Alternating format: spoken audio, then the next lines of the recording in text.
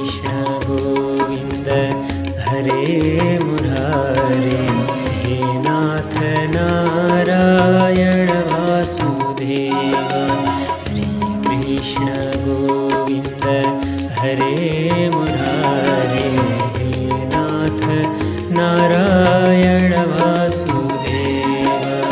अनंत वैकुंठ मुकुंद कृष्ण, अनंत वैकुंठ मुकुंद कृष्ण गोविंद दामोदर माधवेति। श्रीकृष्ण गोविन्द हरे मुरारे, हे नाथ नारायण वासुदेव, हे नाथ नारायण वासुदेव, हे नाथ नारायण वासुदेव। अब यहाँबाट श्रीमद् भागवतको सार सुनाउनुहुन्छ सुतजीले। समग्र भागवत सुन्न पाइएको छैन भने पनि यो सार अध्याय सुन्दा संक्षेपमा भागवतका विषयवस्तुहरूलाई जान्न सकिन्छ। सुतजी ऋषिहरूलाई सम्बोधन गर्दै भन्नुहुन्छ, नमो धर्माय महते नमः कृष्णाय वेदसे, ब्राह्मणेभ्यो नमस्कृत्य धर्मान् वक्षे सनातनान्। भगवत भक्ति रूप धर्मलाई वन्दना गरेर, भगवान श्रीकृष्णलाई वन्दना गरेर, ब्रह्माजीलाई वन्दना गरेर, नारद व्यास सुखदेव आदि गरेका जो परम्पराका भागवत परम्पराका आचार्यहरू हुनुहुन्छ उहाँहरू सबैलाई वन्दना गरेर, हे ऋषि हो, अविच्छिन्न गुरु परम्पराद्वारा प्राप्त यो सनातन धर्म अर्थात् भागवतमा प्रतिपादित भागवत धर्मलाई संक्षेपमा वर्णन गर्दछु, सुन्नुहोस्। तपाईहरूले जे सोध्नु भएको थियो तदनुकूल मैले भगवानका अद्भुत चरित्रहरूलाई वर्णन गरेँ। भागवतमा मनुष्यका निमित्त अत्यन्तै अनुकूल विषयहरू यसमा प्रतिपादन भएका छन्। अत्र संकीर्तितः साक्षात् सर्वपापहरो हरिः, नारायणो ऋषिकेशो भगवान् सात्वतां पतिः। श्रीमद्भागवत महापुराणमा प्रारम्भबाट अन्तिमसम्म केवल भगवानकै मात्र चर्चा गरिएको छ। सबै प्रकारका पापलाई हरण गरिदिने भगवान श्रीहरि, जगतका एकमात्र कारण भगवान नारायण जो जीवात्माका अन्तर्यामी भएर रहिबक्सन्छ त्यस्ता ऋषिकेश भगवान, त्यस्ता प्रभुका पावन चरित्रलाई यस भागवतमा समग्रतया वर्णन गरिएको छ। यो बात त्यो बहानामा अरू चरित्रहरू आए, परन्तु मुख्य उद्देश्य भनेको भगवानकै स्वरूप रूप गुण वैभवको प्रतिपादन भागवतको विषय हो। त्यसभित्र भागवतहरूका चरित्रहरू पनि आउँछन्। प्रहलाद, उद्धव, गोपी आदि गरेका चरित्रहरू सबै यसमै आउँछन्। यहाँबाट क्रमशः बताउँदै जान्नुहुन्छ, जो जगतका एकमात्र कारण हुनुहुन्छ, सृष्टि स्थिति संहारक हुनुहुन्छ, त्यस्ता भगवानको चरित्रको वर्णन र त्यस्ता भगवानका वीर्य शौर्य आदि गरेका पराक्रमहरूको वर्णन यस भागवतमा गरिएको छ। भक्तियोगसमाख्यातो वैराग्यं च तदाश्रयं, पारीक्षितम् उपाख्यानं नारदाख्यानमेव च। पहिले मङ्गलाचरण गरेर ग्रन्थलाई प्रारम्भ गरेर प्रथमतः भक्तियोगको चर्चा प्रथम स्कन्धमा गरियो, वैराग्यको चर्चा गरिएको छ। त्यसैगरी नारदजी र व्यासजीको संवादका सम्बन्धले नारदजीको पावन चरित्रलाई त्यहाँ बताइयो। परीक्षितजीको जन्मको उपक्रम गरिएको छ। त्यसका साथमा उहाँलाई ब्राह्मण कुमारको शाप पर्नु, अनसन व्रत गरेर गङ्गाजीका तटमा जानु, भगवान श्री सुखदेव स्वामीजीको आगमन हुनु, उहाँका सन्निधिमा 10 प्रश्न गर्नुसम्मका पावन प्रसङ्गहरू प्रथम स्कन्धमा बताइए। द्वितीय स्कन्धमा प्रथमतः योग र धारणाद्वारा शरीर त्याग्ने उत्तम विधिलाई बताइएको छ। पावन अर्चिरादि गतिको चर्चा भएको छ। त्यसैगरी ब्रह्मा र नारदजीको दिव्य संवाद प्रारम्भ भयो। सुखदेव स्वामीजीले आफ्ना इष्टदेवको मङ्गलाचरण गरेर त्यो संवादलाई अगाडि बताउनु भयो, जहाँ भगवानको अवतार सम्बन्धी चर्चा भएको छ। भगवानको सङ्कल्पद्वारा हुने समष्टि सृष्टिको वर्णन भएको छ। त्यही सृष्टिका क्रममा अगाडि प्रसङ्गात भगवान नारायणले ब्रह्मालाई चतुश्लोकी भागवतको उपदेश गर्नुभयो। पुराणका 10 लक्षणहरू बताउँदै बताउँदै द्वितीय स्कन्द पनि सम्पूर्ण पुरा हुन्छ। यसैगरी सुतजीले भन्नुभयो ऋषि हो तृतीय स्कन्दमा विदुरजी र उद्धवजीको संवाद, त्यसैगरी विदुर र मैत्रेयजीको संवाद। विदुरजीले धेरै जिज्ञासाहरू गर्नुभयो, पुराण संहिता सम्बन्धी प्रश्न गर्नुभयो, त्यसको समाधान, भगवान प्रलयकालीन अवस्थामा कसरी रहनुभएको छ उहाँको स्थितिको वर्णन भयो। प्रसङ्गानुसार प्राकृत सृष्टि, वैकृत सृष्टिको वर्णन, ब्रह्माण्डको उत्पत्ति, विराट पुरुषको उत्पत्ति, कालको स्थूल सूक्ष्म गतिको वर्णन, भगवानका नाभि कमलको वर्णन पनि तृतीय स्कन्दमा भयो। त्यसैगरी ब्रह्माजीको सृष्टि, अगाडि गएर ठाडो आहार सञ्चार गर्ने, तेर्सो आहार सञ्चार गर्ने त्यस्ता वृक्षहरू भए, वनस्पतिहरू भए, जानवरहरू भए, कीट पतङ्ग आदि गरेकाको सृष्टिको वर्णन, रुद्र सृष्टिको वर्णन, अत्यन्त डरलाग्दो भूत प्रेत पिशाच इत्यादिको सृष्टि गर्नुभयो भगवान शङ्करले। त्यसैगरी अगाडि गएर प्रजापतिहरूको सृष्टि गर्नुभयो, तिनीहरूबाट पनि सृष्टि विस्तारसँग भएन। ब्रह्माजी चिन्तित हुनुहुन्थ्यो, उहाँका शरीर 2 भाग भयो, एकपट्टिबाट पुरुष दायाँबाट र बायाँबाट एक स्त्री हुन्छन्। पुरुष हुनुहुन्छ स्वयम्भू मनु र स्त्री साक्षात् शतरूपा।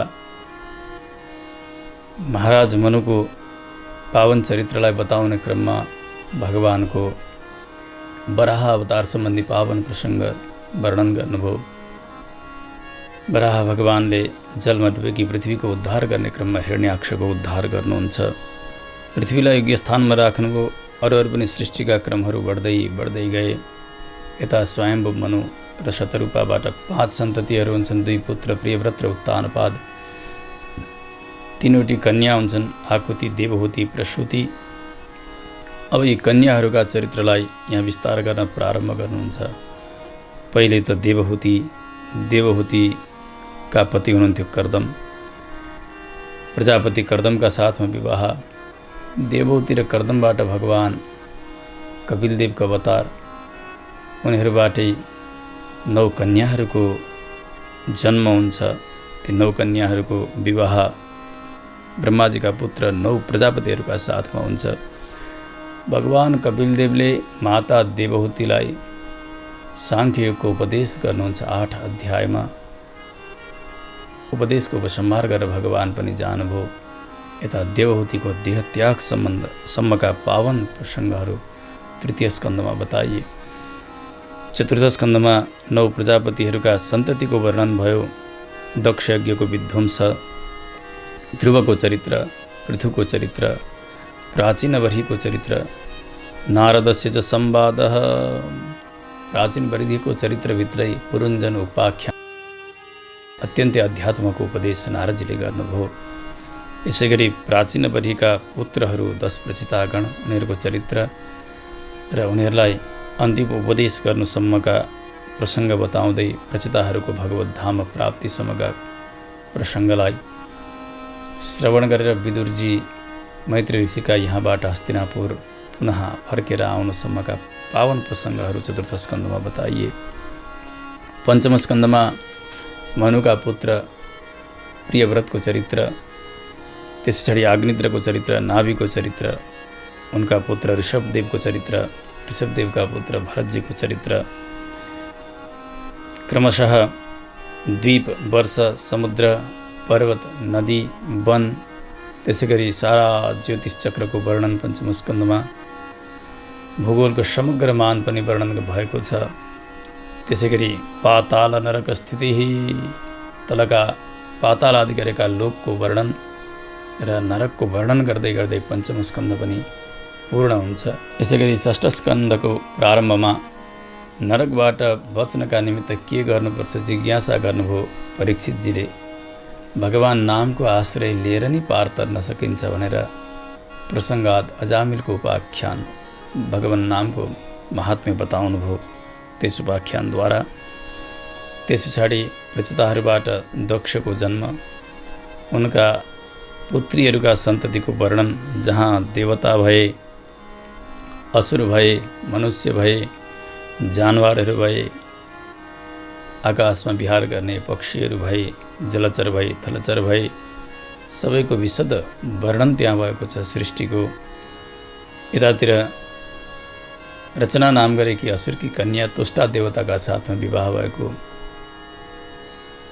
उनीबाट सन्निवेश र विश्वरूप जन्मिएका विश्वरूपलाई पुरोहित बनाएर इन्द्रले पुनः मारेपछि क्रुद्ध भएका तुष्टा देवताले अग्निकुण्डमा हवन गरेर त्यहाँबाट वृत्रासुर नाम गरेका विकराल दैत्यको उत्पत्ति, उनको पूर्वजन्मको आख्यान। त्यसैगरी पुंसवन व्रत दितिले गरेका प्रसङ्ग, मरुद्गणको उत्पत्तिको कथनका साथसाथमा षष्ठ स्कन्द पूर्ण हुन्छ। सप्तम स्कन्द प्राय सबै प्रह्लादजीको चरित्र नै वर्णन गरेर पुरा भएको छ। पुत्रयोश्च द्वितीयर्द्विजाः दैत्येश्वरस्य चरितं प्रह्लादस्य महात्मनः। दितिका दुई पुत्रहरू हिरण्यकशिपु र हिरण्याक्ष, यिनीहरूको संक्षेप चरित्रका साथमा दैत्यराज प्रह्लादजीको अवतार, उहाँको पावन चरित्र वर्णन गर्दा गर्दै सप्तम स्कन्द करिब पूर्ण भएको हुन्छ। अन्तिममा केही अध्यायद्वारा सनातन धर्मको वर्णन भयो। अष्टम स्कन्दमा मन्वन्तरहरूको वर्णन, प्रत्येक मनुका पालामा भगवानले अलग अलग अवतार ग्रहण गरिबक्सन्छ। स्वयम्भू मनुका पालामा भगवानले यज्ञका रूपले अवतार ग्रहण गर्नुभयो। यस्तै प्रकारले भगवानले गजेन्द्रको उद्धार गर्नका निमित्त श्रीहरि अवतार ग्रहण गर्नुभयो। अरू अरू मन्वन्तरमा पनि भगवानका हयग्रीव आदि गरेका कुर्म, धन्वन्तरी, मत्स्य, वामन आदि गरेका अवतारहरूको चर्चा भयो। त्यही क्रममा राजाले जिज्ञासा गरे अनुसार समुद्र मन्थनको पावन प्रसङ्ग अमृतका निमित्त देवता र असुरहरू मिलेर गरे। देवताहरूलाई अमृत पिलाउनु भयो भगवानले। त्यो अमृत मथनका समयमा भगवान डुब्न लागेको मन्द्राचललाई आधार दिनका निमित्त कुर्म रूपले प्रकट हुनुभयो समुद्रमा। यसैगरी भगवान अजित स्वरूपले स्वयं मन्थनमा लाग्नु भएको हुन्छ। त्यहाँबाट अमृत घडा लिएर प्रकट हुनुहुन्छ धन्वन्तरी अवतार लिएर। फेरि दैत्यहरूलाई मोहित गर्नका निमित्त भगवान मोहिनी अवतार धारण गर्नुहुन्छ। भगवानले वामन अवतार लिनुभयो। वामन अवतार अत्यन्तै निन्दित जस्तो देखिन्छ लोकका निमित्त। स्वरूप पनि पुड्के अनि गएर भिक्षा माग्नु पर्ने। प्रभुले किन लिनुभयो भनेर राजाले सोध्नुहुन्छ। समाधानका निमित्त भगवानको वामन चरित्र विशद रूपले वर्णन गर्नुभयो अष्टम स्कन्धमा। त्यस पछाडि मत्स्यावतार सम्बन्धी पावन प्रसङ्ग वर्णन गर्दै गर्दै अष्टम स्कन्ध पूर्ण भयो। नवम स्कन्धमा वैवस्वत मनुका वंशजहरूको वर्णन गर्नुहुन्छ। राजवंशानुकीर्तनम, जहाँ इक्ष्वाकुको जन्म भयो, उनको पावन वंशलाई वर्णन गरियो। सुद्युम्नको जन्म, इलाको उपाख्यान, ताराको चरित्र, यसैगरी सूर्यवंशी राजाहरू जो ससाद, नृग आदि गरेका राजाहरू हुनुभयो। सुकन्याको चरित्र, सरियातीको चरित्र, ककुत्थको चरित्र, खडवाङ्गको चरित्र, मान्धाताको चरित्र, सौवरीको चरित्र, सगरको चरित्र। यही क्रममा यही इक्ष्वाकु वंशमा भगवान श्रीहरि श्री रामजीका रूपले अवतार ग्रहण गर्नुहुन्छ। रामस्य कौसलेन्द्रस्य चरितं किल्बिषापहं निमेहि अङ्गपरित्यागो जनकानां च सम्भवः। भगवान दशरथ नन्दन बनेर अवतार ग्रहण गर्नुभयो श्री अवधमा। उहाँको चरितम किल्बिषापहं, भगवानका पावन चरित्र सुन्ने भने सबै प्रकारका पापहरू नाश भएर जान्छन्, सबै प्रकारका दोषहरू समाप्त भएर जान्छन्। त्यस्तो पावन चरित्र वर्णन गर्नुभयो सुखदेव स्वामीजीले। महाराज निमिको अङ्ग परित्याग, त्यसैगरी जनककुलको वर्णन, परशुरामजीको पावन चरित्र जसले दुष्ट क्षत्रियहरूलाई समाप्त पार्नका निमित्त 21 पटक वंशहरू लिएर पृथ्वीको भ्रमण गरिकन संहार गर्नुभयो, उहाँको चरित्र। त्यसैगरी अहिलेको चरित्र, चन्द्रवंशमा भएका ययाति, नहुष आदि गरेका राजाहरूको वर्णन, दुष्यन्त पुत्र भरतको चरित्र, शन्तनुको चरित्र, त्यसै प्रकारले उहाँका सन्ततिहरूको वर्णन, ययातिका ज्येष्ठ पुत्र यदु जो अत्यन्तै धर्मशील हुनुहुन्छ उहाँको वंशको वर्णन, जुन यदुवंशमा भगवान सर्वेश्वर नारायण श्रीकृष्णका रूपले अवतार ग्रहण गर्नुहुन्छ। यत्रावतीर्णो भगवान् कृष्णाख्यो जगदीश्वरः वसुदेव गृहे जन्म ततो वृद्धिश्च गोकुले। भगवानको अवतार भयो, यता बलरामजीको पनि अवतार हुन्छ। भगवानको बाल चरित्रबाट जति पनि ब्रजमा भएका चरित्र हुन् ती सबै संक्षेपमा वर्णन गर्दै भगवानका सुरता वीरता प्रकाश गर्ने उत्तर चरित्रहरूलाई पनि वर्णन गर्दै गर्दै संक्षेपमा श्रीकृष्ण चरित्र वर्णन गरेर 9औं स्कन्द पूर्ण हुन्छ। 10औं स्कन्दका प्रारम्भमा राजर्षि परीक्षितजीले भगवानको चरित्र संक्षेप सुनेर तृप्ति भएन, त्यसो हुनाले मलाई विस्तारसँग सुनाइदिनुहोस् जिज्ञासा गर्नुभयो। भगवानको विस्तार चरित्र प्रारम्भ गर्नुभयो। 10औं स्कन्दका पूर्वार्धमा सुखदेव स्वामीजीले भगवानको अवतार भयो वसुदेवजीका घरमा, गोकुलमा गएर भगवान बढ्न प्रारम्भ गर्नुहुन्छ। भगवानले अवतार लिने बित्तिकै पुतनाको दुधपानका बहानाले विषपान अनि प्राणपान गरेर उसको उद्धार गर्नुभयो। सकटासुरलाई समाप्त पार्नुभयो। तृणावर्तको उद्धार गर्नुभयो भगवानले। वत्सासुर, बकासुर आदि गरेका दुष्टहरूलाई संहार गर्नुभयो। बलरामजीका साथमा भएर धेनुकासुरको उद्धार गर्नुभयो। प्रलम्बासुरको उद्धार, वन डडेलोबाट दावाग्निबाट गोपहरूको रक्षा गर्नुभयो। त्यस्तै प्रकारले कालियको दमन गर्नुभयो। ठुलो अजिङ्गरबाट आफ्ना पिता नन्दलाई रक्षा गर्नुभयो। गोपिनीहरूले कात्यायनी देवीको व्रतको बहानामा भगवानलाई प्राप्त गर्ने यस्तो विशुद्ध उद्देश्य राखेर साधना गर्नुभयो। त्यसैमा भगवान प्रसन्न हुनुभयो। यज्ञपत्नीहरूमाथि पनि भगवानले कृपा गर्नुभयो। उनीहरूका पतिहरू जो याज्ञिक थिए उनीहरूले भगवानमा प्रगाढ भक्ति भएका आफ्ना पत्नीहरू र आफूमा ज्ञान भए पनि भक्ति नभएको कारणले गर्दा आफूलाई खुब पश्चाताप गरेको प्रसङ्ग पनि बताउनुभयो। भगवानले गोवर्धन उद्धार गर्नुभयो। गोवर्धनलाई 7 दिन 7 रातसम्म भगवानले एक्लै उठाउनुहुन्छ। त्यस चरित्रद्वारा भगवानले इन्द्रको अभिमानलाई भङ्ग गर्नुभयो। सुरभिका साथमा आएर देवराज इन्द्रले भगवानको यज्ञाभिषेक सम्पन्न गर्नुहुन्छ। यतापट्टि भगवान शरद पूर्णिमाका रात्रिका समयमा गोपिनीहरूका साथ रास विहार गर्नुहुन्छ। यमुनाजीका पावन तटमा शङ्खचूडस्य दुर्बुद्धेः बधोरिष्टस्य केशिनः भगवान बढ्दै जानुभएको छ। क्रमशः भगवानले शङ्खचूडलाई उद्धार गर्नुभयो। त्यसै गरी अरिष्टासुरको उद्धार गर्नुभयो। केसीको उद्धार गर्नुभयो। अक्रुजीको आगमन भयो ब्रजमा। भगवान अब ब्रजबाट मथुरातर्फ जान तयार हुनुभएको सारा गोपिनीहरूले जब सुन्नुभयो, ब्रजस्त्रीणाम विलापश्च मथुरालोकनम ततः, सारा गोपिनीहरूले भगवानको विरहमा धेरै नै विलाप गर्नुहुन्छ। दाजु बलरामजीका साथ अरू पनि गोपहरू नन्दबाबा आदि गरेका साथमा भएर भगवान मथुरा प्रवेश गर्नुभएको छ। मथुराको त्यो सौन्दर्यको अवलोकन गर्दै भगवान अगाडि बढ्नुहुन्छ। क्रमशः भगवानले धनुष भङ्ग गर्नुभयो। कुवलया पीडको उद्धार गर्नुभयो। माउतीहरूलाई पनि समाप्त पार्नुभयो। चाँडोर मुष्टिक आदि गरेका दुष्ट मल्लहरूलाई संहार गर्दै गर्दै भगवानले दुष्ट कंसको उद्धार गर्नुभयो।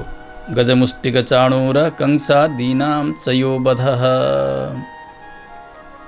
त्यस पछाडि बन्धनबाट आफ्ना पिता मातालाई छुटाउनुहुन्छ। राजा उग्रसेनलाई पनि छुटाउनुहुन्छ।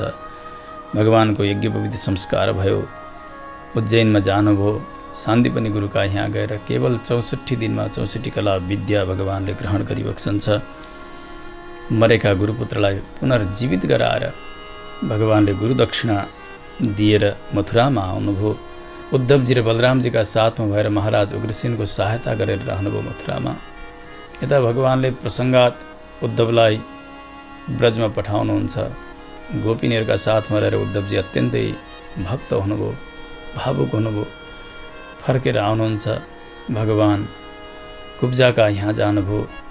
अक्रूरजीका यहाँ जानुभयो। अक्रूरजीलाई हस्तिनापुरतर्फ जानका निमित्त आज्ञा गर्नुभयो। अक्रूर हस्तिनापुर पुगेर महाराज धृतराष्ट्रलाई केही सम्झाउनसम्मका पावन प्रसङ्गहरू दशम स्कन्धका पूर्वार्धमा बताइए। दशम स्कन्धका उत्तरार्धमा जब कंसका दुई पत्नीहरू थिए अस्ति र प्राप्ति, उनीहरू गएर आफ्ना पिता जरासन्धलाई भन्छन्, हाम्रा पतिलाई कृष्णले मारे। जरासन्ध अत्यन्तै दुष्ट थियो। भगवान श्रीकृष्णलाई समाप्त पार्ने र पृथ्वीलाई यादवहीन बनाउने सङ्कल्पका साथ मथुरापुरीमा उसले आक्रमण गर्दछ। जरासन्ध समानीत सैन्यस्य बहुसो वधः। 23 अक्षौहिणी सेनाका साथ जरासन्ध आयो। प्रत्येक पटक ती सबै सेनाहरूलाई संहार गर्नुभयो भगवानले बलरामजीका साथ भएर, तर जरासन्धलाई मार्नु भएन। 17 पटकसम्म पराजित भयो। जरासन्ध 18औं पटकको युद्धको तयारी गर्दै थियो। यतातिर भगवानले समुद्रमा द्वारकाको निर्माण गर्नुभयो। सबै मथुरावासी प्रजाहरू सबैलाई द्वारकामा लगेर राख्नु भएको छ। 18औं पटकको युद्धको तयारी जरासन्ध गरिरहेको छ। त्यसै समयमा 3 करोड म्लेच्छ सेनाहरूलाई साथमा लिएर काल यवन आयो मथुरामा आक्रमण गर्नका निमित्त। भगवान त्यहाँबाट भाग्नुहुन्छ। त्यही क्रममा मुचुकुन्दद्वारा कालयवनलाई ध्वस्त गराउनुभयो भगवानले। मुचुकुन्दमाथि कृपा गर्नुभयो। भगवान पुग्नुभयो द्वारका। त्यहाँ गएर भगवान भीष्मक महाराजकी छोरी, विदर्भ देशका राजा भीष्मक, उहाँकी कन्या रुक्मिणी, जो बाल्यावस्थाबाटै भगवानलाई पति चाहनुहुन्थ्यो, तर उहाँको विवाह शिशुपालका साथमा तयारी भएको भगवानले सुन्नुहुन्छ। भगवान जानुभयो, गएर शिशुपाल आदि गरेका दुष्टहरूका बीचबाट रुक्मिणीलाई हरण गर्नुभयो। रुक्मिण्या हरणम युद्धे प्रमथ्य द्विशतो हरेः। भगवानको पहिलो विवाह सम्पन्न भयो। त्यसरी भगवानका अरू विवाहहरू पनि भए। भगवानलाई मणिचोरको आरोप लाग्यो। भगवान त्यो कलङ्क मिटाउने प्रसङ्गमा सत्यभामाका साथमा विवाह सम्पन्न गर्नुहुन्छ। यतापट्टि स्वर्गबाट पारिजात हरण गरेर ल्याउने, सुधर्मा सभालाई ल्याउने प्रसङ्गहरू पनि बताउनुभयो। यसै गरी भगवान शङ्करका साथ भगवान श्रीकृष्णको युद्ध प्रारम्भ हुन्छ। जीर्मणास्त्रद्वारा भगवान शङ्करलाई मोहित गर्नुभयो। 1000 हात भएका बाणासुरका सारा हातहरू काटेर 4 हात मात्र बाँकी राखिदिनुभयो। त्यसै गरी प्रागज्योतिषपति जो थियो नरकासुर, भौमासुर पनि भनिन्छ उसलाई, त्यसलाई समाप्त पार्नुभयो। उसले कैदी बनाएर राखेका, बन्दी बनाएका 16100 राजकन्याहरूका साथ भगवानले एकैपटक पाणी ग्रहण गर्नुभयो। योभन्दा अगाडि नै भगवानले अरू अष्टमहिषीसँग क्रमशः विवाहको प्रसङ्ग पनि आइसकेको छ। त्यसै गरी भगवान अब अगाडि शिशुपाल, पौण्ड्रक, साल्व, दन्तवक्त्र आदि गरेका दुष्टहरूलाई संहार गर्ने क्रममा जानुहुन्छ। ती सारा प्रसङ्गहरू बताउँदै गइए। सम्भरासुर, द्विविध, पीठ, मोर, पञ्चजन आदि गरेका दुष्टहरूलाई समाप्त गर्नुभयो भगवानले। वाराणसीको महात्म्य, वाराणसीको दहन आदि पावन प्रसङ्गहरू बताउँदै बलरामजीका पावन चरित्रहरूलाई पनि बताउनुभयो।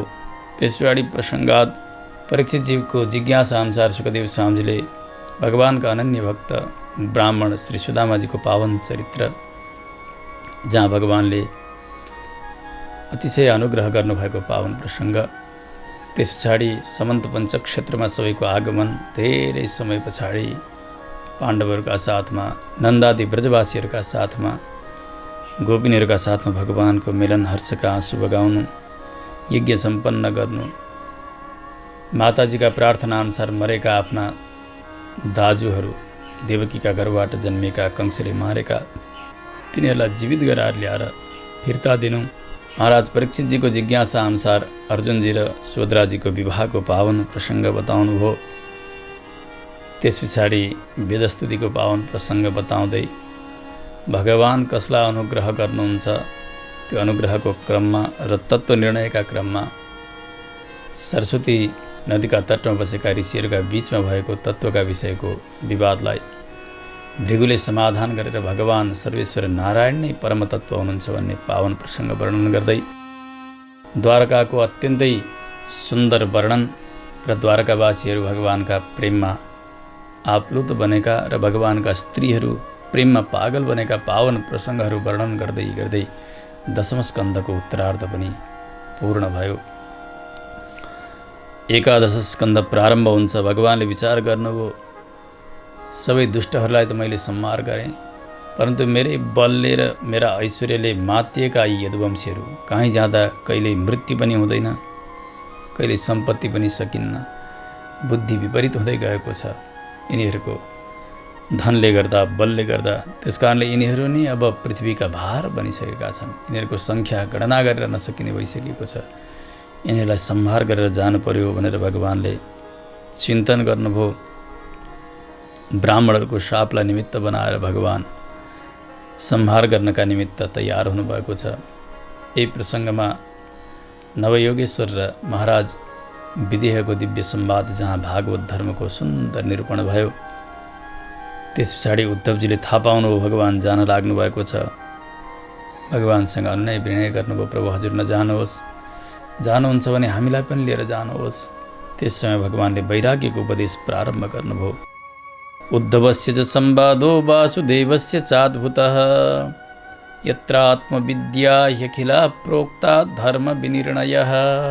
भगवानले उद्धवजीलाई आत्मविद्या प्रदान गर्नुभयो। संसारप्रति कसरी वैराग्य लिने, कसरी निष्प्रिय हुने, कसरी भगवानमा प्रेम बढाएर जाने, यावत विषयहरूलाई एकादश स्कन्धमा बताइयो। एकादश स्कन्धमा कुनै कथा बताइएको छैन, सबै उपदेशै उपदेश मात्र छ। त्यहाँ भगवानले प्रत्येक प्रसङ्गमा भगवत प्राप्तिका निमित्त गरिने साधनाहरूका विषयमा उद्धवजीलाई उपदेश गर्नुभयो। जहाँ वर्णाश्रम धर्मसहित भागवत धर्मको पुनः निरूपण भगवानले गर्नुभएको छ। उपदेशको उपसंहार गर्नुभयो भगवानले। उद्धवजीलाई बदरीका आश्रम जाने आज्ञा दिनुभयो। रुँदै बदरीका आश्रमतर्फ प्रस्थान गर्नुहुन्छ उद्धवजी। यतातिर सबै यदुवंशीहरू वारुणी नाम गरेका मदिरा पिउँछन्। प्रवास क्षेत्रमा पुगेपछि एकले अर्कालाई अपमान गरे। सबै समाप्त भए, हानाहान गरेर बलिया थिए। जब शस्त्र अस्त्र सिद्धियो, त्यही मुसल जसबाट प्रकट भएको थियो, एरका नाम गरेको त्यो विशाल पटेरको झाडी, त्यसलाई समाउँदा तलवार जस्तो बन्दछ। त्यसले एकले अर्कालाई हानेर ब्राह्मणको शापलाई निमित्त बनाएर सारा यदुवंशको संहार गर्नुभयो भगवानले। बलरामजीले आफ्नो यो मानव देहलाई छोडेर दिव्य शेष देहलाई ग्रहण गरेर आफ्नो लोकतर्फ प्रस्थान गर्नुहुन्छ। यतातिर त्यही प्रसङ्गमा जरा नाम गरेका व्याधमाथि भगवानले कृपा गर्नुभयो। दारुकलाई द्वारका जानका निमित्त आज्ञा गर्नुभयो। भगवानका आयुध, घोडा, रथ सबै जसरी आएका थिए, जरासन्धसँग युद्ध गर्दा वैकुण्ठबाट आकाश मार्ग गर्दै उसै गरी जान लाग्दछन्। यता भगवान स्वधाम गमनका निमित्त तयारी हुनुभयो। सारा देवताहरू आएका छन्। सबैले देख्दै सबैले पुष्पको वृष्टि गरिरहेका छन्, जय जयकार लगाइरहेका छन्। भगवान जसरी आउनुभएको थियो उसै गरी चतुर्बाहु स्वरूपले वैकुण्ठतर्फको यात्रा गर्नुहुन्छ। ततो मर्त्य परित्याग आत्मयोगानुभावतः। भगवानले यस लोकलाई छोडेर पुनः वैकुण्ठ लोक प्रस्थान गर्नुसम्मका पावन प्रसङ्गहरू एकादश स्कन्धमा बताइए। द्वादश स्कन्धमा युगको लक्षण, कलियुगको वर्णन, कलियुगमा हुने राजाहरूको चरित्रको वर्णन, 4 प्रकारका प्रलयहरूको वर्णन, नित्य, नैमित्तिक अनि प्राकृत र आत्यन्तिक नाम गरेका प्रलयहरूको वर्णन, कलिधर्म, त्यो कलिधर्मबाट बच्नका निमित्त, कलिदोषबाट बच्नका निमित्त भगवान नामको महत्त्वको वर्णन। त्यसै गरी सुखदेव स्वामीले अन्तिम उपदेश गर्नु, राजर्षि परीक्षितजी भगवत चिन्तनमा समाहित हुनु, सुखदेव स्वामीजी पुनः त्यहाँबाट जानु, यतातिर राजर्षि परीक्षितजीले देह त्याग गर्नु, उहाँको मुक्ति हुनु। त्यस पछाडि सर्पयागको प्रसङ्ग अनि वेदको विभाग शाखाको वर्णन, मार्कण्डेय ऋषिको दिव्य तपस्या, उहाँले माया दर्शन गर्न चाहनु, भगवानले मायाको दर्शन गराउनु। यस्तै प्रकारले भगवानका अङ्ग उपाङ्ग आयुधहरूको रहस्यको वर्णन र सूर्यका गतिहरूको वर्णन र स्थितिको वर्णन गर्दै भागवतको सार वर्णन गरेर उपसंहार 12 स्कन्धमा गरिँदै गरिँदै श्रीमद् भागवत महापुराण सम्पूर्णतया पूर्ण हुन्छ। इति चोक्तम द्विजश्रेष्ठा यत्पृष्टोऽहं यास्मि वः लीलावतार कर्माणि कीर्तितानि सर्वशः। सुतजीले भन्नुभयो, हे सौनकादि ऋषि हो, हजुरहरूले सोध्नु भएको थियो जति त्यो सबै नै मैले बताइसकेको छु। भगवानका लीला, अवतार, कर्म सबै नै यस ग्रन्थमा बताइसकिएका छन्। भगवानको पावन चरित्रको वर्णन भएको छ। यहाँ कोही व्यक्ति लड्दा होस्, स्खलित हुँदा होस्, हाच्छिउँ आउँदा होस्, आपत्तिका समयमा हरे नमः भनेर भगवानको नाम उच्चारण गर्दछ भने उसका सबै प्रकारका पापहरू नाश भएर जान्छन्। हरे नमः इत्युच्चैर्मुच्यते सर्वपातकात्। आपत्तिका समयमा भगवानको नाम लिने गर्नुपर्छ। यदि राम राम भन्ने गरिएको छ भने जति बेला कष्ट हुन्छ उस बेला अन्तिम समयसम्म पनि राम राम आइरहन्छ। त्यसकारणले भगवानको नाम नै सबै प्रकारका आपत्तिबाट रक्षा गर्ने। भगवान अनन्तको यहाँ कीर्तन भएको छ, चरित्रको वर्णन भएको छ। जसले सुन्दछन् उनीहरूका हृदयमा कुनै प्रकारको अज्ञान रहँदैन। जस्तो कि सूर्योदय भइसकेपछि सूर्यका सन्निधिमा पुगिसक्दा अन्धकार नामो निशाना रहँदैन। त्यसै गरी भगवत चरित्रको गान गर्ने, अनुभव गर्ने व्यक्तिका हृदयमा अज्ञान कति पनि रहनै सक्दैन। भगवत चरित्रले रहित, भगवानको नामको गानले रहित भएका यस्ता वाणीहरूलाई असत्य वाणी भनेर शास्त्रले बताएका छन्। मृषा गिरस्ता यसतीर सत्कथा न कथ्यते यद भगवान् अधोक्षजः तदेव सत्यं तदुहैव मङ्गलं तदेव पुण्यं भगवद् गुणोदयम्। यो वाणी मिलेको छ, यति सुन्दर जिब्रो पनि मिलेको छ, परन्तु भगवानका नाम लिएको छैन, भगवत चरित्रको गान भएको छैन भने त्यो वाणी मिथ्या वाणी हो, त्यसको कोही अर्थ छैन। त्यही वाणी सत्य हो जुन वाणीले भगवानका मङ्गल नामहरू उच्चारण गरेको होस्, भगवानका मङ्गल चरित्रको गान गरेको होस्। भगवानका पावन चरित्रहरू जति सुनो त्यति नै आनन्द दिनेवाला छन्, जति सुनो त्यति नयाँ नयाँ लाग्दछ। भगवानको पावन चरित्र श्रीमद् भागवत महापुराण, यसलाई सुन्नेलाई त प्रत्येक पटक नयाँ नयाँ लाग्नु एउटा स्वाभाविकै हो, किनभने वक्ता अलग अलग हुनुहुन्छ, वर्णन प्रक्रियाहरू पनि अलग अलगै हुन्छन्। त्यसकारणले नयाँ नयाँ अनुभूति हुन्छ प्रत्येक आवृत्तिमा। परन्तु हामी वक्ताहरूलाई पनि प्रत्येक पटक सप्ताहमा प्रवचन गर्न बस्दा नयाँ नयाँ रसानुभूति भइ नै रहन्छ। नजाने कुनै एक अदृश्य तत्त्वले प्रेरणा गरिरहेको हुन्छ व्यासपीठमा वक्तालाई।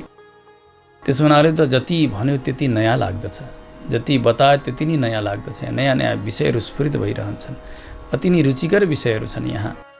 तदेव रम्यं रुचिरं नवं नवं तदेव सस्वन् मनसो महोत्सवं तदेव शोकार्णवशोषणं नृणां यदुत्तमश्लोकयशो नुगीयते।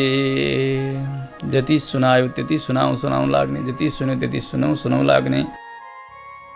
हामी जो समाचारहरू हेर्छौँ, सुन्छौँ, पढ्छौँ, हिजोको अस्तिको समाचार छ भने यो पुरानो भनेर छोडिदिन्छौँ। परन्तु हेर्नु, उस बेला लेखिएका यी समाचार त हुन् नि, भगवानका यी चरित्रहरू, घटेका घटित घटनाहरू। आज जति सुन्यो त्यति नयाँ लाग्दछ, जति सुन्यो त्यति नयाँ लाग्दछ। रुचिरम नवम नवम, फेरि उति नै आनन्द पनि दिइरहने। भगवानका यस्ता पावन चरित्रमा जसले गोता लगाउँछन् भने उसका शोकरूपी सागर सबै सुकेर समाप्त हुन्छन्, जीवनमा मङ्गल मात्र प्राप्त हुन्छ उसलाई। यस्तो अचुक औषधि हो शोक सागर सुकाउनका निमित्त भगवानको पावन चरित्र। भगवानको चरित्रको गान भएको छैन, भगवानको यसको कीर्तिको गान भएको छैन जो जगतलाई पवित्र गराउने होस्। त्यस्ता प्रभुका चरित्रले रहित जति पनि काव्यहरू छन् ती सबै कागका तीर्थ समान हुन्। काग एउटा जुठिल्नाको पानी जमेर बन्ने जो कुण्ड हुन्छ, त्यो फोहोर ठाउँमा आएर चुप्लुक्क डुब्छ अनि यसो गर्छ र रमाउँछ त्यहाँ।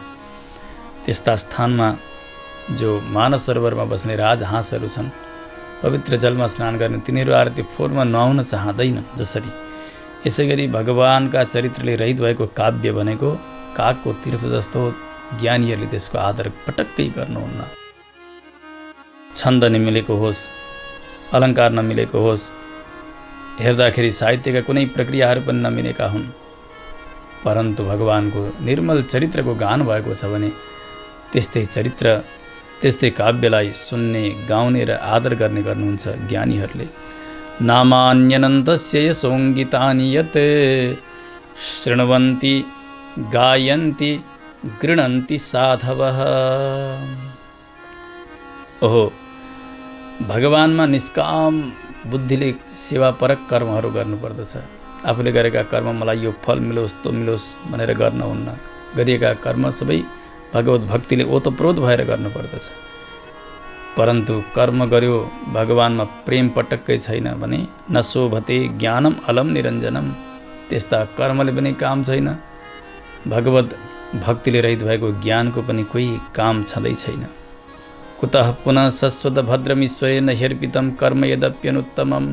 जबसम्म आफूले गरेका कर्म सबै भगवानलाई नारायणायति समर्पयामी भनेर समर्पण गरेको छैन तबसम्म लोकमा कल्याण पनि छैन कसैको। त्यसकारणले भक्ति बिनाको कर्म पनि निष्फल छ, भक्ति बिनाको ज्ञान पनि निष्फल छ। भगवत प्रेम बिना गरिएका कर्महरू पनि सबै कुनै अर्थ छैन। त्यसो हुनाले भगवत भक्ति नै सर्वोत्तम साधन हो। वर्णाश्रम धर्मलाई पालन गर्यो त्यसद्वारा केवल यश र कीर्ति बढेर जान्छ। परन्तु भगवत कथादिमा जब उसले निष्ठा बनायो आफ्नो, त्यसले भगवानका चरणारविन्दको नित्य निरन्तर स्मृति बनिरहन्छ।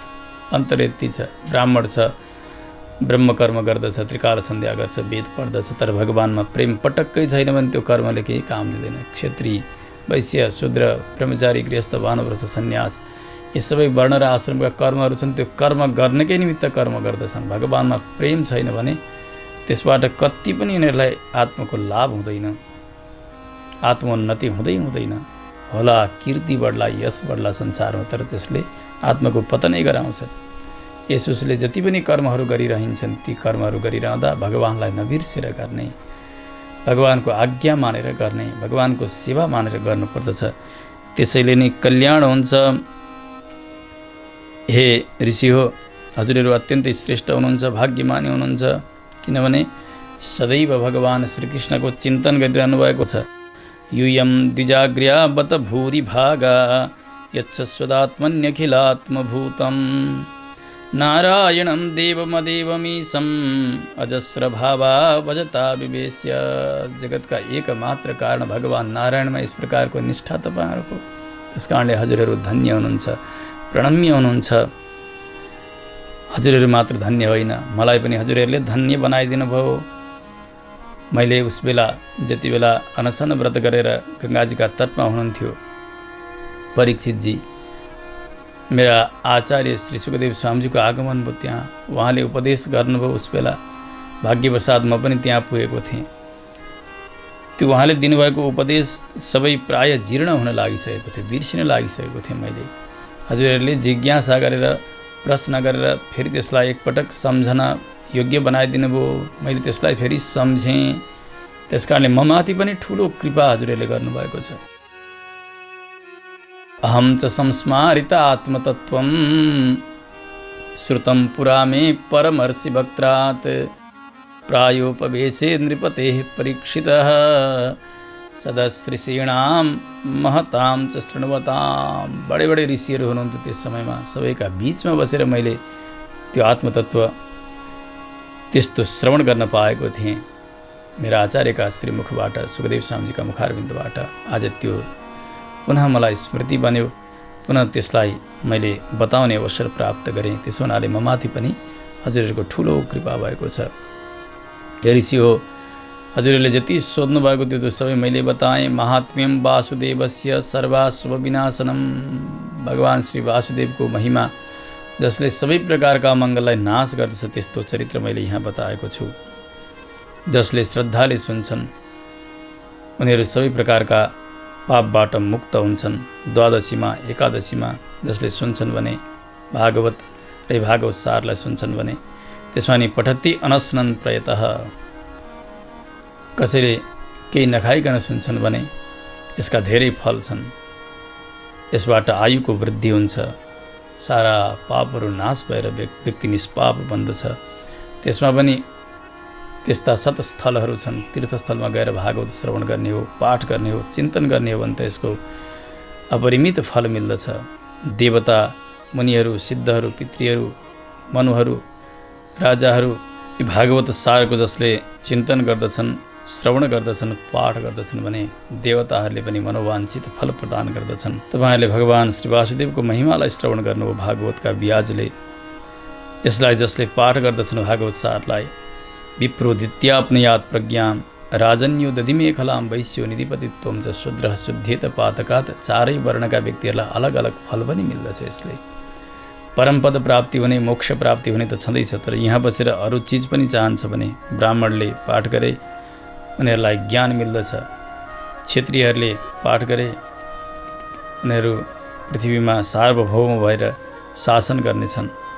वैश्यहरूको सम्पत्ति बढ्नेछ, शूद्रहरू आफ्ना पापबाट निर्मुक्त हुनेछन्। यहाँ कलिमललाई सबै प्रकारले नाश गर्ने जगतका आदि कारण भगवानको पावन चरित्र बताइएको छ श्रीमद् भागवत महापुराणमा। हरिहि इतरत्र न गीयते हविक्षणम। जसरी यहाँ स्पष्टतया भगवानको चरित्रको गान गरिएको छ, निर्मल महिमाको गान गरिएको छ, न इतरत्र अरू पुराणमा त्यसरी निर्मलतया भगवानका पावन चरित्रको गान भएको छैन। कहीँ वर्णन भएको छ भने पनि एकदमै खिचडी जस्तो बनाएर सबैलाई मिलावट गरेर बताइएको छ। त्यसकारणले विशुद्ध चरित्र भगवानको भागवतमै बताइएको छ। इह तु पुनर्भगवान् अशेष मूर्तिः परिपठितोनुपदम कथा प्रसङ्गैः। कथा प्रसङ्गका ब्याजले प्रत्येक पदमा वाक्यमा स्थानमा भगवानकै चरित्रको गान भएको छ। श्रीमद् भागवतमा भगवान साक्षात् जगतका एकमात्र कारण हुनुहुन्छ। जगतको सृष्टि स्थिति संहार गर्नेवाला बडे देवताहरू पनि भगवानका स्वरूप रूप गुणवैभवलाई जान्न सक्दैनन्। त्यस्ता भगवान अच्युतलाई म बार वन्दना गर्दछु। काल, प्रकृति, महत, अहङ्कार, त्यस्तै प्रकारले पञ्चतन्मात्रा इत्यादिलाई सबैलाई सृष्टि गरेर आफूमै धारण गर्नेवाला हजुर हुनुहुन्छ। सबैका अन्तर्यामी भएर हजुर विराजित भइबस्नुहुन्छ प्रभु। जहाँ स्थावर जङ्गम आदि गरेका सबै छन्, सबैका अन्तर्यामी भएर हजुर रहनुभएको छ। हजुरको ज्ञान असङ्कुचित छ। त्यस्ता जगतका कारण देवदेवोत्तम त्यस्ता आदिपुरुष भगवानलाई म बार वन्दना गर्दछु। यसरी आफ्ना इष्टदेवको वन्दना गरिसकेपछि सुतजीले आफ्ना आचार्यको पनि वन्दना गर्नुभयो अन्तिम श्लोकद्वारा। स्वसुख निवृत्त चेतास्तद्विदस्तान्य भावो व्यजित रुचिरलीला कृष्टसारस्तदीयं व्यतनुत कृपया यस्तत्त्वदीपं पुराणं तमखिल वृजिनग्नं व्याससूनुं नतोस्मि। सबै प्रकारका अपराधहरूलाई नाश गरिदिने व्यासनन्दन मेरा आचार्य श्री सुखदेव स्वामीजीलाई म बार वन्दना गर्दछु। जसले भगवानको साक्षात्कार गर्नुभएको छ, आफ्ना अन्तर्यामी स्वरूपको चिन्तन गर्नुभएको छ र सबै संसारप्रति वैराग्य लिनुभएको छ। सर्वत्र जगतमा कुनै तत्त्व भगवान सर्वेश्वर वासुदेव नै व्याप्त हुनुहुन्छ भनेर निश्चय गर्नुभएको छ। त्यसै गरी भगवानका कथाले जसको चित्त अपकृष्ट भयो, निर्गुण निराकार ब्रह्म तत्त्वको चिन्तनका निमित्त बस्नुभएको थियो सुखदेव स्वामीजी। भगवानका पावन चरित्र सुनाइदिनु भयो व्यासजीका शिष्यहरूले। उहाँको समाधि टुट्छ। भगवानका तिनै निर्मल चरित्रले उहाँको चित्त खिचिएर आएर श्रीमद् भागवतको अध्ययन गर्नुभयो पिताजीबाट। त्यस्ता मेरा आचार्य व्यतनुत कृपया यस्तत्त्वदीपं पुराणम आफ्ना पिताबाट ग्रहण गरेर लोकको कल्याणका निमित्त यो तत्त्वदीप पुराण श्रीमद् भागवत महापुराण प्रवचन गरिदिनु भयो, यो ज्ञान प्रदान गर्नुभयो। त्यस्ता मेरा आचार्य श्री सुखदेव स्वामीजीलाई म बार वन्दना गर्दछु। आफ्ना आचार्यको पनि चरणको वन्दना गर्नुभयो। सुतजीले आफ्ना इष्टदेवलाई सम्झँदै भन्नुभयो, हे प्रभु, हजुर कसैद्वारा नजानिनेवाला हुनुहुन्छ। सबैले जान्नका निमित्त प्रयास गर्दछन्, तर पनि हजुरलाई समग्रतया कसैले जान्न सक्दैनन्। यं ब्रह्मा वरुणेन्द्ररुद्रमरुतस्तुन्वन्ति दिव्यैस्तवैः वेदैः साङ्गपदक्रमोपनिषदैर्गायन्ति यं सामगाः ध्यानावस्थिततद्गतेन मनसा पश्यन्ति यं योगिनो यस्यान्तं न विदुः सुरासुरगणा देवाय तस्मै नमः। जुन परमात्मालाई ब्रह्मा वरुण इन्द्र मरुद्गणहरू सबै दिव्य स्तुतिद्वारा स्तुति गर्न प्रयास गर्दछन्, तर पनि समग्रतया स्तुति उनीहरूले पनि गर्न सक्दैनन्। यस्यान्तं न विदुः, भगवानको अन्त्यलाई कसैले पाउनै सक्दैनन्। त्यसै गरी सामगान गर्ने व्यक्तिहरूले पदक्रम इत्यादिद्वारा भगवानको स्तवन गर्दछन्, तर पनि भगवानको अन्त्यलाई उनीहरूले प्राप्त गर्न सक्दैनन्। ध्यानमा बसेका योगीहरूले मनद्वारा भगवानलाई जान्न प्रयास गर्दछन्, तर उनीहरू पनि पर्याप्ततया भगवानलाई जान्न सक्दैनन्। यस्ता जसको अन्त्य कसै देवताहरूले, असुरले, मनुष्य इत्यादि कसैले पनि जान्न नसकिने त्यस्ता परम तत्व भगवान सर्वेश्वरलाई बार बार वन्दना छ। भगवानको स्वरूपलाई सबैले समग्रतया जान्न सक्दैनन्। नालम मातुम यत्तया निरवधिम, भगवानका एक एक गुणको त अवधि छैन, सीमा छैन भने भगवानलाई समग्रतया कसले जान्न सक्दथे र। त्यस्ता परमतत्व भगवान सर्वेश्वरलाई म बार बार वन्दना गर्दछु। हे प्रभु, हजुरले जब समुद्रमा त्यो पर्वत डुब्न लाग्यो, मन्दराचल कच्छप रूप धारण गर्नुभयो हजुर। त्यो भारी पर्वतमाथि देवता दैत्यहरू दुईपट्टिबाट घर घर गरेर मन्थन गरिरहेका छन्। हजुरका श्री विग्रहमा त्यसको घर्षण हुँदा मानौँ चिलाएका ठाउँमा कन्याएको जस्तो आनन्द आएर हजुर निदाउन लाग्नु भएको छ। निद्रालोह कमठाकृतेर भगवत श्वासा निलाह पान्तवः, निदाउन लाग्दा हजुर घुर्न थाल्नुभयो। हजुरका भित्रबाट श्वासको ज्वाला बाहिर निस्किरहेको छ, घर घर घर घर। त्यसबाट समुद्रमा अनेक प्रकारका ज्वार भाटहरू पैदा भए। आज पनि त्यो देखिन सकिन्छ, समुद्रमा अनेक प्रकारका ज्वार भाटहरू पैदा भइरहेका छन्। त्यो श्वासकै कारण, हजुरका प्राणवायुकै कारणले। त्यस्ता भगवान कुर्मनारायणका श्वासवायुले हामी सबैको रक्षा गर्नुहोस् र तपाईँहरूको पनि रक्षा गर्नुहोस् भनेर सुतजीले ऋषिहरूको मङ्गलको कामना गर्नुभयो, मङ्गलानुशासन गर्नुभयो। श्वासा निलाह पान्तुवः, भगवानको वन्दना गरिसकेपछि यहाँ पुराणको सङ्ख्या र पुराणका श्लोक सङ्ख्याहरूको संक्षेपमा वर्णन गर्दै भन्नुभयो। 18 पुराणहरू छन् ऋषियो। ब्रह्मपुराणमा 10,000 श्लोक छन्, त्यसै गरी पद्मपुराणमा 55,000 श्लोक, श्री वैष्णवम त्रयोविंशत, श्री विष्णु पुराणमा 23,000 श्लोक, यसै गरी शिवपुराणमा 24,000 श्लोक, भागवतमा 18,000, नारद पुराणमा 25,000 श्लोक छन्, मार्कण्डेय पुराणमा 9,000 श्लोक, यसै गरी अग्नि पुराणमा 15,400 श्लोक, चतुर्दशम भविष्यम स्यात् तथा पञ्चशतानि च, 14,500 श्लोक छन् भविष्य पुराणमा।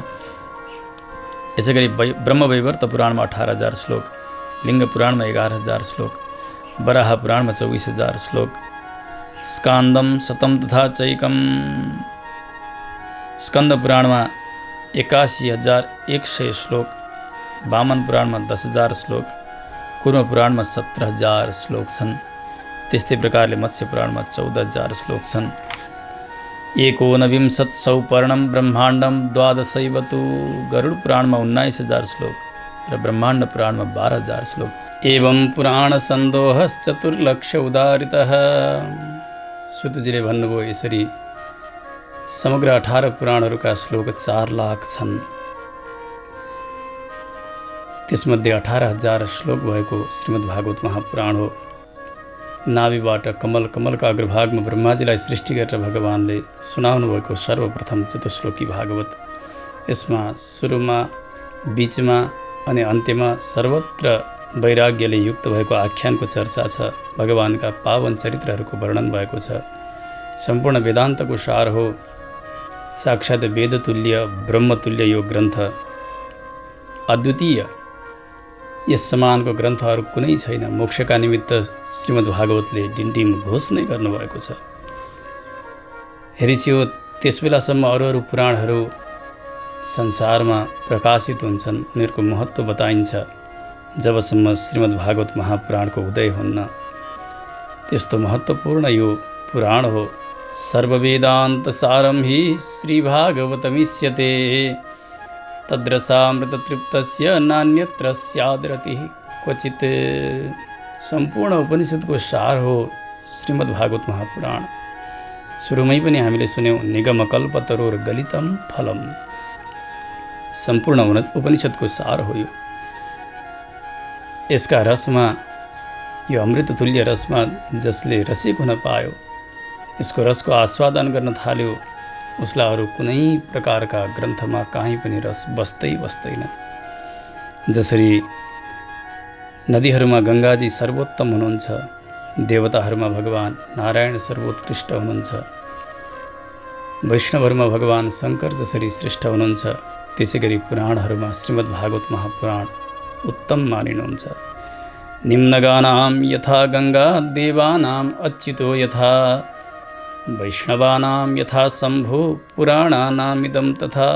जसरी क्षेत्रहरूमा काशी सर्वोत्तम क्षेत्र मानिनुहुन्छ, यसै गरी समग्र पुराणहरूमा श्रीमद् भागवत महापुराण नै उत्कृष्ट हुनुहुन्छ। श्रीमद् भागवत महापुराण अत्यन्तै निर्मल, वैष्णवजनहरूको सर्वस्व हो, अत्यन्तै इष्ट वस्तु हो। यो अति प्यारो चिज, जहाँ परमहंस सन्यासीहरूले ग्रहण गर्ने योग्य दिव्य ज्ञानको चर्चा भएको छ। ज्ञान, वैराग्य, भक्तिसहित निष्काम कर्मयोगको चर्चा भएको छ। यसलाई प्रेमपूर्वक सुन्नाले, पढ्नाले, चिन्तन गर्नाले व्यक्तिको अवश्य पनि मुक्ति हुन्छ।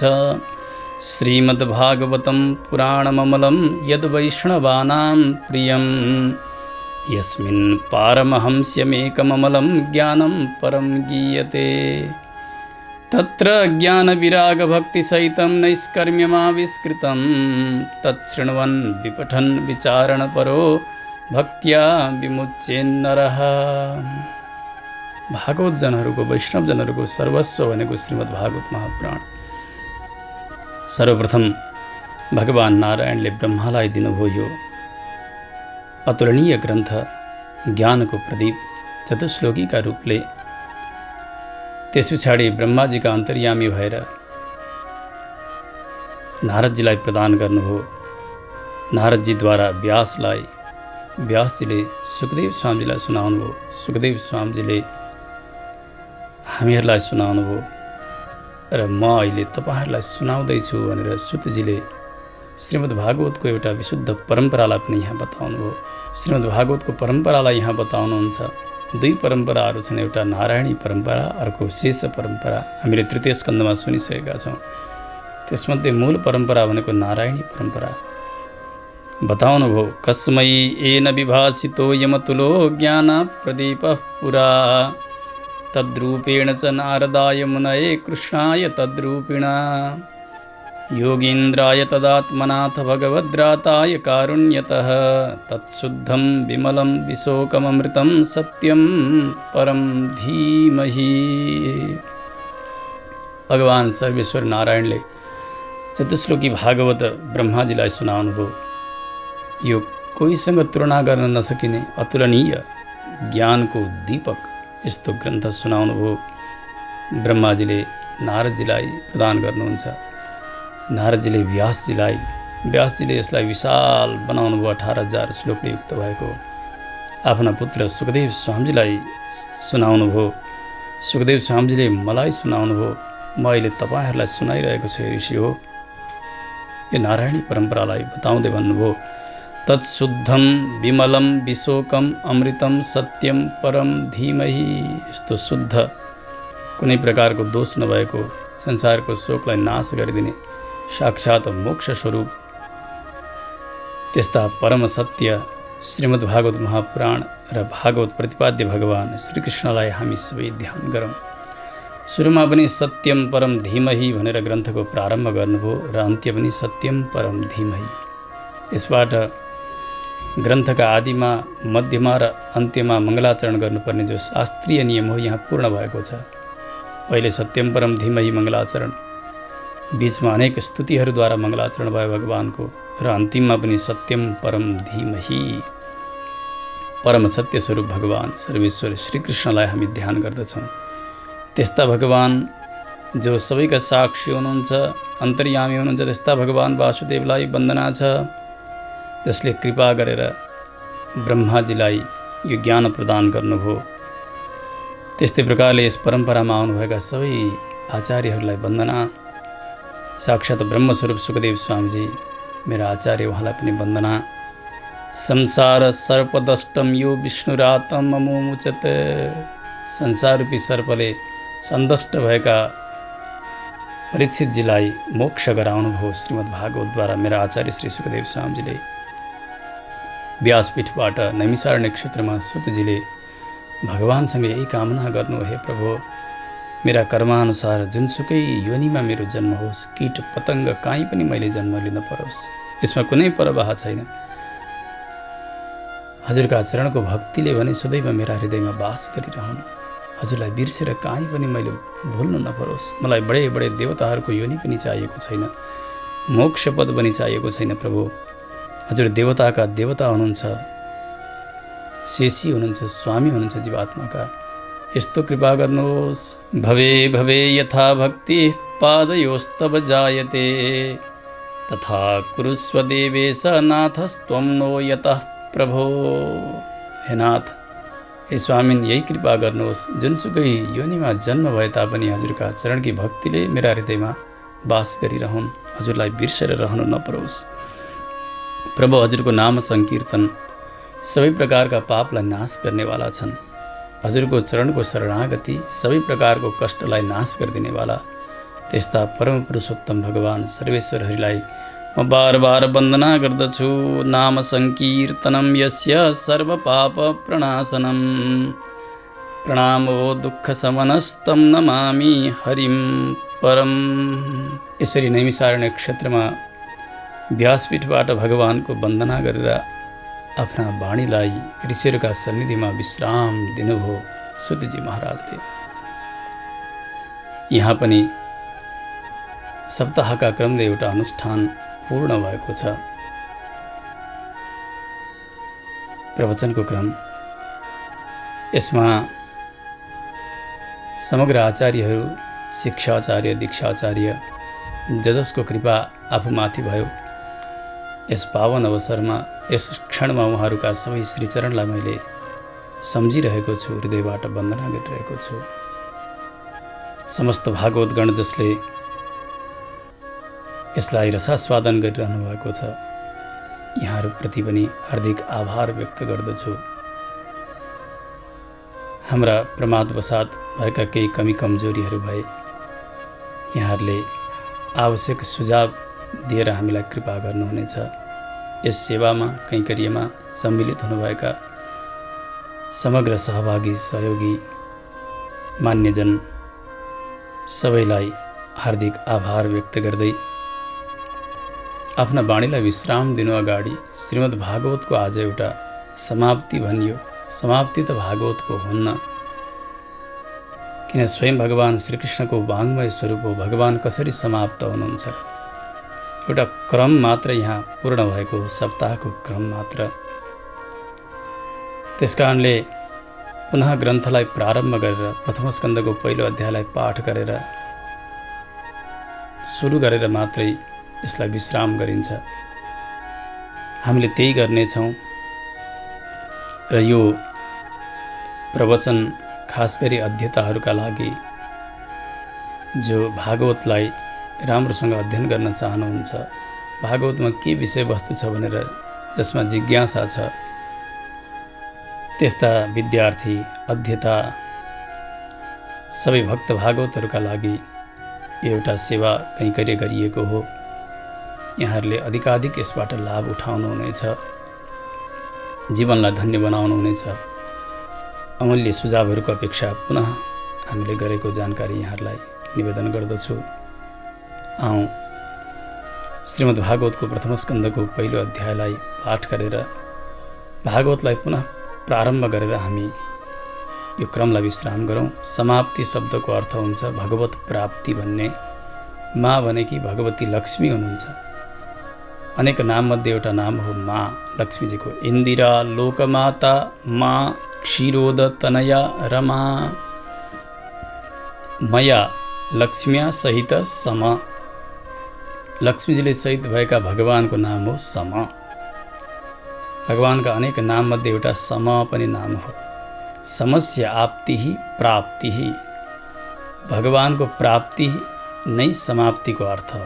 त्यसकारणले जसले प्रेमपूर्वक भागवत सुन्नुभयो, भागवत पाठ गर्नुभयो, जसका निमित्त उद्देश्य गरेर दिवंगत पितृहरूका निमित्त उद्देश्य गरेर अनुष्ठान गर्नुभयो, त्यस्ता ज्ञात अज्ञात समस्त दिवंगत पितृहरूको पनि वैकुण्ठवास हुन्छ, भगवत प्राप्ति हुन्छ। जसले सुन्नुहुन्छ सुनाउनुहुन्छ उहाँहरूको पनि यो प्रारब्ध बसात मिलेको शरीर छुटेपछि भगवत धाम प्राप्ति हुन्छ। यो नै समाप्तिको अर्थ आचार्यहरूले गर्नुभएको छ। त्यसकारणले आउँ हामी सबै भगवानसँग यही कामना गरौँ जुन कामना सुतजीले गर्नुभयो। जहाँ कहीँ जन्म भए पनि हजुरलाई भुल्न नपरोस्। प्रभुको मङ्गलानुशासन स्वरूप एक अध्यायलाई पाठ गरेर आफ्ना वाणीहरूलाई पनि म आफ्ना आचार्यका श्रीचरणमा समर्पण गर्दछु। ओम नमो भगवते वासुदेवाय कृष्णाय वासुदेवाय हरये परमात्मने प्रणतक्लेशनाशाय गोविन्दाय नमो नमः। श्रीमद्भागवत महापुराणं प्रथमस्कन्धः अथ प्रथमोऽध्यायः। जन्माद्यस्य यतोऽन्वयादितरतश्चार्थेष्वभिज्ञस्वराट् तेने ब्रह्महृदाय आदिकवये मुह्यन्ति यत् सूरयः। तेजो वारिमृदां यथा विनिमयो यत्र त्रिसर्गो मृषा धाम्ना स्वेन सदा निरस्तकुहकं सत्यं परं धीमहि। जन्माद्यस्य यतोऽन्वयादितरतश्चार्थेष्वभिज्ञस्वराट् तेने ब्रह्महृदाय आदिकवये मुह्यन्ति यत् सूरयः।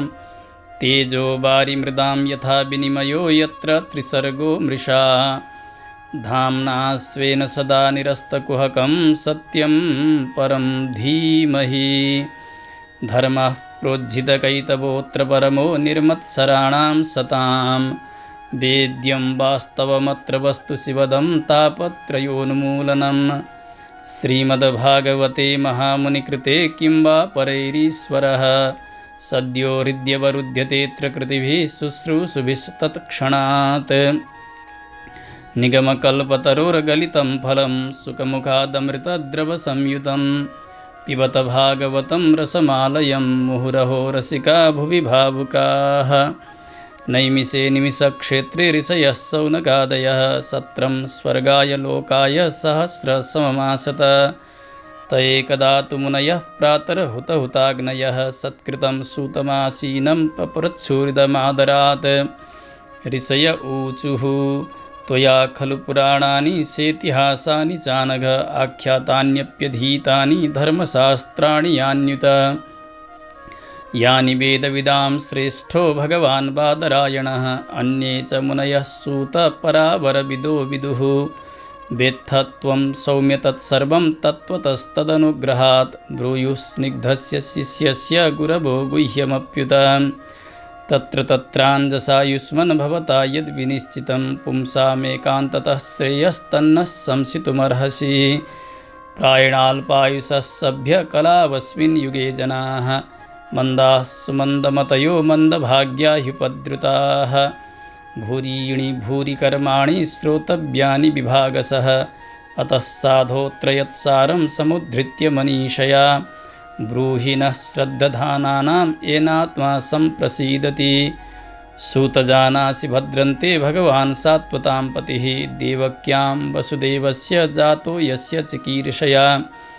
तन्नः शुश्रूषमाणानामर्हस्यङ्गानुवर्णितुं यस्यावतारो भूतानां क्षेमाय च भवाय च। आपन्नः संसृतिं घोरां यन्नाम विवशो गृणन् ततः सद्यो विमुच्येत यद्बिभेति स्वयं भयम्। यत्पादसंश्रयाः सूतमुनयः प्रसमायनाः सद्यः पुनन्त्युपस्पृष्टाः स्वर्धुन्यापोऽनुसेवया। को वा भगवतस्तस्य पुण्यश्लोकेऽद्य कर्मणः शुद्धिकामो न शृणुयाद् यशः कलिमलापहम् तस्य कर्माण्युदाराणि परिगीतानि सूरिभिः ब्रूहि नः श्रद्दधानानां लीलया ददतः कलाः अथाख्यायि हरेर्धीमन् अवतारकथाः शुभाः लीला विदधतः स्वैरमीश्वरस्यात्ममायया वयं तु न वितृप्याम उत्तमश्लोकविक्रमे यच्छृण्वतां रसज्ञानां स्वादु स्वादु पदे पदे कृतवान् किल वीर्याणि सह रामेण केशवः अतिमर्त्यानि भगवान् गूढः कपटमानुषः कलिमागतमाज्ञाय क्षेत्रेऽस्मिन् वैष्णवे वयम् आसीना दीर्घसत्रेण कथायां सक्षणा हरेः त्वं नः सन्दर्शितो धात्रा दुस्तरं निस्तितीर्षतां कलिं सत्त्वहरं पुंसां कर्णधार इवार्णवम् ब्रूहि योगेश्वरे कृष्णे ब्रह्मण्ये धर्मबर्मणि स्वां काष्ठामदुनोपेते धर्मः कं शरणं गतः ब्रूहि योगेश्वरे कृष्णे ब्रह्मण्ये धर्मबर्मणि स्वां काष्ठामधुनोपेते धर्मः कं शरणं गतः। जय जय श्रीमद्भागवते महापुराणे पारमहंस्यां संहितायां प्रथमस्कन्धे नैमिषीयोपाख्याने प्रथमोऽध्यायः। श्रीबालकृष्णचरणार्पणमस्तु। ॐ नमो भगवते वासुदेवाय। कृष्णाय वासुदेवाय हरये परमात्मने प्रणतक्लेशनाशाय गोविन्दाय नमो नमः। श्रीकृष्ण गोविन्द हरे मुरारे हे नाथ नारायण वासुदेव अनन्तवैकुण्ठ मुकुन्द कृष्ण गोविन्द दामोदर माधवेति। यदक्षरपदभ्रष्टं मात्राहीनं च यद्भवेत् तत्सर्वं क्षम्यतां देव नारायण नमोऽस्तु ते। विसर्गबिन्दुमात्राणि पदपादाक्षराणि च न्यूनानि चातिरिक्तानि क्षमस्व पुरुषोत्तम। कायेन वाचा मनसेन्द्रियैर्वा बुद्ध्यात्मना वा प्रकृते स्वभावात् करोमि यद्यत् सकलं परस्मै नारायणायेति समर्पयामि। श्रीनारायणायेति समर्पयामि। सर्वं श्रीकृष्णार्पणमस्तु। हरिः ओं तत्सत्। ओम अस्मद्गुरुभ्यो नमः।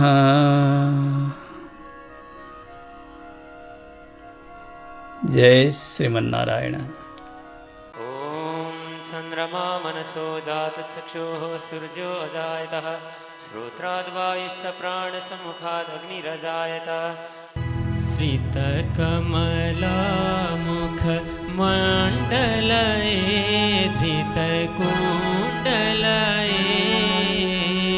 कलितललितवनमाला जय जय देव हरे। कलितललितवनमाला जय जय देव हरे। दीनमणिमण्डल मण्डनये भवताण्डनये मुनिजनमानसहंस जय जय देव हरे। मुनिजनमानसहंस जय जय देव हरे।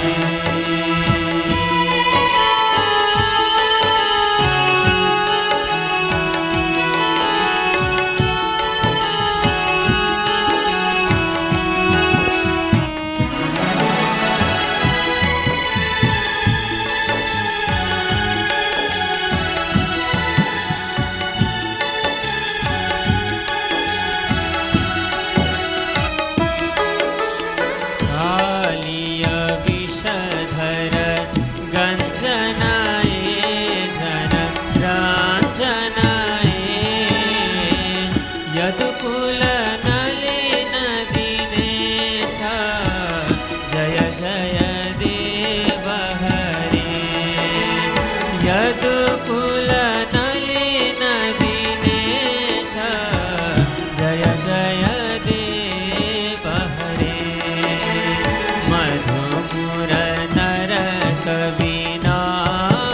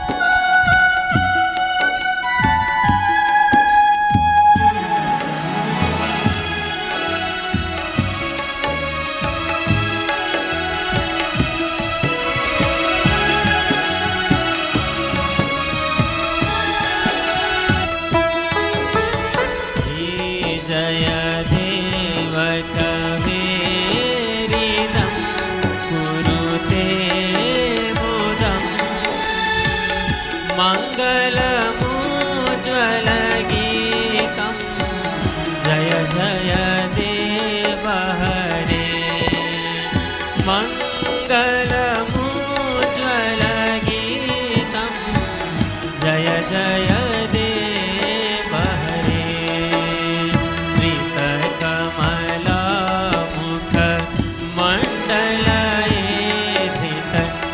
मण्डलयेधितकुण्डलये कलिकललितवनमाला जय जय देव हरे कलिकललितवनमाला जय जय देव हरे कलिकललितवनमाला जय जय देव कृष्ण गोविन्द हरे मुरारे हे नाथ नारायण वासुदेव श्रीकृष्ण गोविन्द हरे मुरारे हे नाथ नारायण वासुदेव अनन्त वैकुण्ठ मुकुन्द कृष्ण अनन्त वैकुण्ठ मुकुन्द कृष्ण गोविन्द दामोदर माधवेति श्रीकृष्ण गोविन्द हरे